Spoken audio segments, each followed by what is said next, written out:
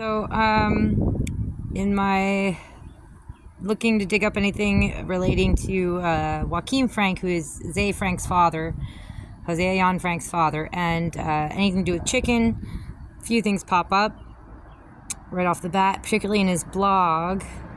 He seems to make reference to them here and there. This is one that I found interesting, a collection of 3 poems by Joachim Frank. One thing in particular, well, there are a few things in here that are quite troubling, that I see the same kinds of symbolism being used, the same kinds of words being used as a lot of the writers that I have picked apart and pegged as likely being a part of this network. One of them was the guy who wrote, of course his name's not coming to me now. He wrote, it's called The Centaur. And it basically is a story that centers around a high school, but every teacher, every character really in the story is based on a character in Greek mythology. And it centers around one of the teachers who is a centaur. His name's Chiron. So I'm going to probably be making a video going over that, but he's not top of my list. So here we have 2 fat men next to me share a chicken. And one says to the other, "Here it comes," referring to the famous cadence in the second movement of the 3rd piano concert. So that's not the only thing, this particularly. So, the 12-year-old girl, up here at the top, the 12-year-old girl grows as I watch. She keeps pulling her shorts this way and that. Her body must hurry to catch up with the perfection of her eyebrows and lips, the coolness with which her gray eyes regard the play cards, looking for an oracle. 12-year-old girls, I see that popping up a lot. They seem to like 12-year-olds. Humpert, who was the main antagonist, the narrator of Vladimir Nabokov's very famous movie. Well, a few movies have been made based upon it. His famous book called Lolita.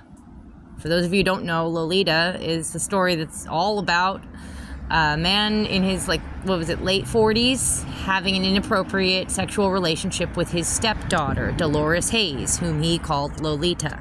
She was 12 years old. There's a lot of reference to 12-year-old girls.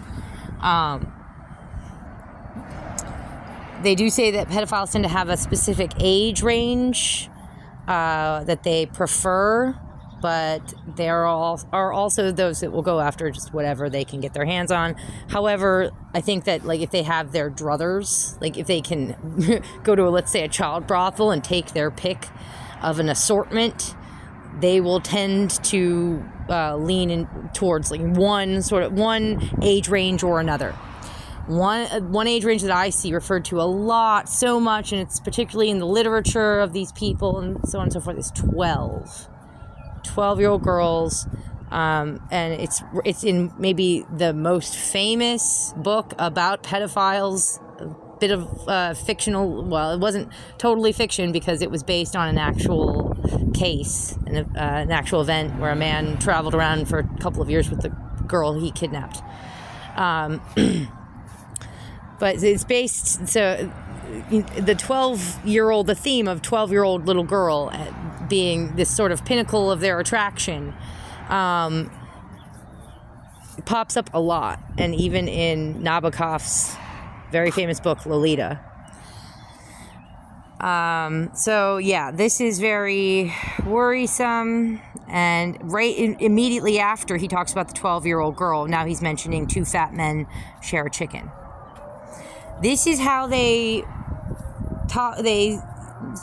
give away what they are doing in very veiled ways. Again, because they're not total morons, and they're trying to be sneaky and get away with it, and because they're cowards, and they have no conscience, They have no sense of anything except self-preservation. So what they're going to do is this. They probably imagine themselves to be artistic too. I'm artistic about the way that I let others know that I'm in the pedophile club. They'll mention, from one paragraph to the next, the first one will be all about the 12-year-old girl and her perfect, the perfection of her eyebrows and lips and her gray eyes. Gray eyes are also very significant. And then immediately following that will be the two fat men next to me share a chicken. So, yeah.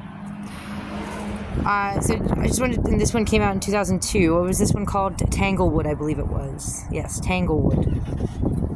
This is the last one of 3 poems being published on this page. Showdown, Central Avenue. Okay. And let's go, I'm all the way down at the bottom here. So you can see Joachim Frank was the 1992 to 1993 president of the Hudson Valley Writers Guild. He has published prose poems and short fiction in Lost and Found Times, Inkblot, The Agent, Heidelberg Review, Groundswell, Open Mic, and Metier, whatever. 2 German prose pieces, have appeared in the German literary magazine Litwas. Anyway, yeah, I'm not even gonna bother reading the rest of this, but you can see for yourself. It's the same Joachim Frank. It's Zay Frank's father. And if you look into his background, he's lived in and around Albany a lot of his life. I believe that, if I recall, Zay Frank.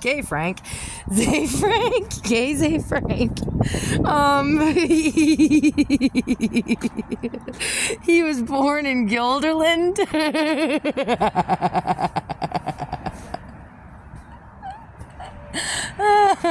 Freudian slip, sorry.